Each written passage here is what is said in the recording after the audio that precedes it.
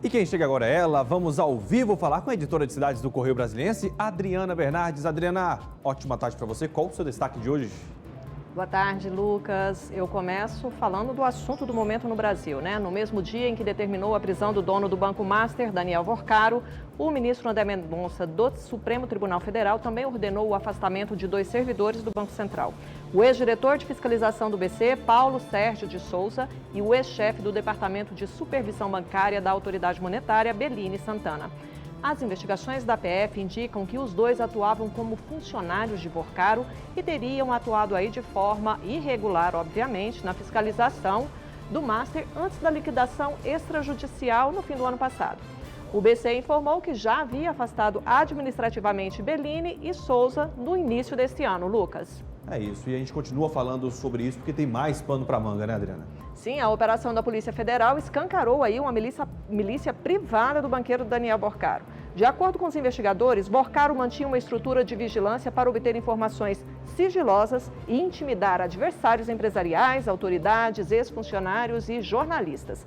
O banqueiro e o cunhado dele foram presos por ordem do ministro Mendonça Filho, do STF.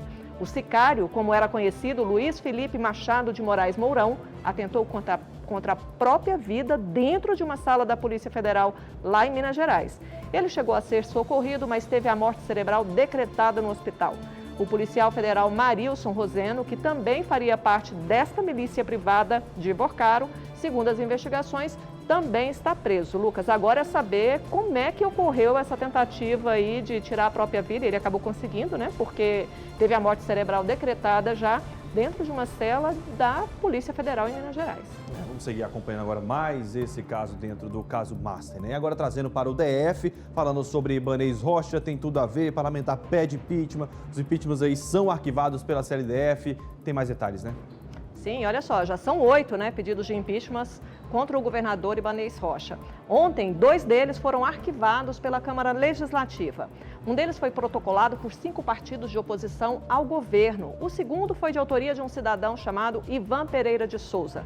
O presidente da casa, deputado Wellington Luiz, que é do mesmo partido do governador Ibanez, argumentou que apenas seguiu o parecer da Procuradoria-Geral do DF, que recomendou o arquivamento sumário.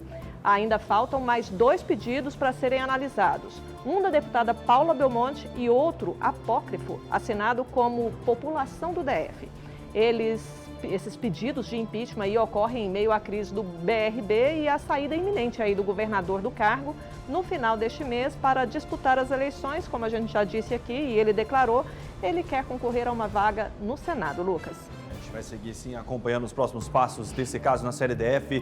Tem novidades sobre o caso da Thalia, né? A Thalita, na verdade, Thalita Bercó, a gente mostrou esse caso dela aqui. Dessa vez vai demorar um pouco mais esse julgamento. Triste demais tudo isso, né? Essa história que parece não ter fim também, Adriana. Exatamente, um caso terrível, né, Lucas? Uma violência brutal, assim. A novidade agora é que a advogada do assassino de Thalita Bercó abandonou o caso e o júri, que seria na semana que vem, na segunda que vem, teve que ser adiado, obviamente, né? O assassino é João Paulo Teixeira da Silva. Ele, com 2 adolescentes aí, mataram e esquartejaram a Thalita, né? E demorou-se muito para encontrar o corpo, as partes do corpo dessa menina. E agora, o que a família quer, Lucas? A família quer que que o júri seja remarcado assim o mais rapidamente possível. Só que isso não vai ser possível assim, ainda não há uma data definida aí para aplacar esse desejo da família. Porque agora o réu ele tem direito a advogado, e enquanto isso não se resolver, não se marca outro julgamento, né? Vale lembrar que ele sentou na cadeira dos réus na segunda-feira dessa semana, porque tentou matar uma pessoa por uma dívida, Lucas, sabe de quanto?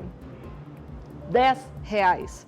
E esse crime aconteceu cerca de um mês, pouco mais de um mês, antes de ele assassinar de forma tão brutal essa jovem aqui no DF. Por R$10, quanto vale uma vida, né, Adriana Bernardes? Mudando de assunto, trazendo para o DF aqui também agora, algo que chamou muita atenção, essas manifestações, sendo bancadas pelo PCC, é isso mesmo, Adriana?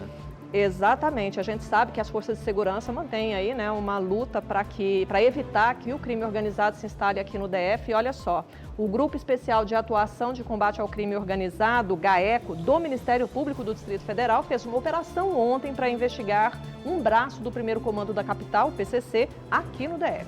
Segundo as apurações desse grupo especial, a facção criminosa financiou manifestações em Brasília no início de 2022 para lavar dinheiro, conquistar apoio e fortalecer a organização criminosa.